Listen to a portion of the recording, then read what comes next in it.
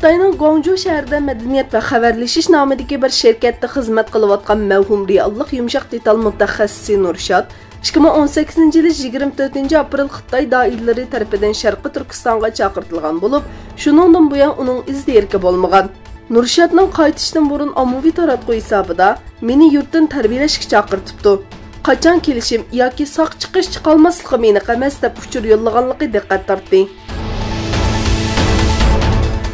Dünya Uyghur Qurultayining raisi Dolqun esa Sharqiy Turkistonda Xitoyning yig'ilish lagerlariga qamalgan Uyg'urlar sonining 3 milliondan oshganligini bildirdi. U Turkiya va dunyoning bekki chiqib ketishdan burun harakatga o'tishga chaqirib, lagerlarda hayotidan ayrilgan 350 kishining tizimligi qo'limizda bor dedi. Dolqun esa Yevro Osiyo xabarlari Turkcha kanalining ziyoratini qabul qilganda lagerlarni ustochiq turmaga o'xshatdi va lagerlarga qamalganlarning soni har kuni oshayotganligini ta'kidladi. Xitoyning Shangang alayida ma'muriy rayonida mustaqillik tarafdorlari erkinlikdan cheklamaga uchirganligi sababli namoyish o'tkazdi. Janubiy Xitoy shahar gezitining xabar qilishicha, Sonvan rayonidan boshlangan Hong Kong Yangi yil nomli namoyishiga oz deganda 500 kishi qatnashgan. Namoyishchilar qora rangli kiyim kiyib olgan bo'lib, namoyishda har xil rangdagi bayroqlar qo'llanilgan.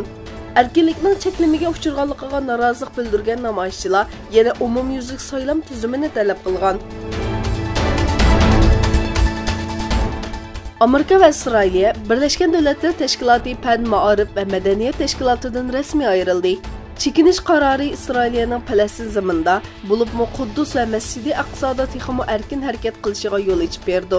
Amerika bosh elchixonasini Quddusga yetkazgan Trumpning Amerikaning mazkur tashkilotdan chekindirish qarori Isroilni strategiyalik qo'llaganligi deb qaraldi.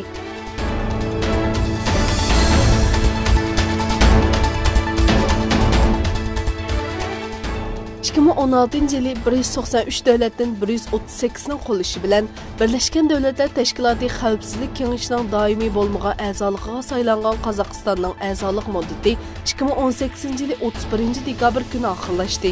Xavfsizlik Kengashiga a'zo bo'lgandan keyin Qozog'iston Birlashgan Davlatlar Tashkiloti tinchlik saqlash qismidagi sonini oshirib, 7 yil oradan keyin Xavfsizlik Kengashi hay'atining Afg'onistonni ziyorat qilishga turtki bo'ldi.